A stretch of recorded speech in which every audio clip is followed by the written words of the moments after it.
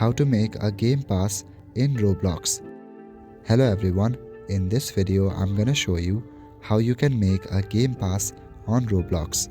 Firstly, open your Roblox app.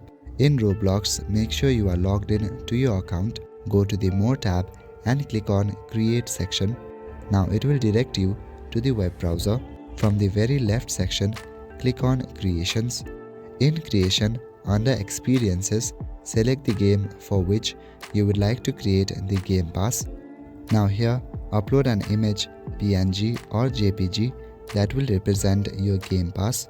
The image must follow Roblox community guidelines. You can also give your game pass a name.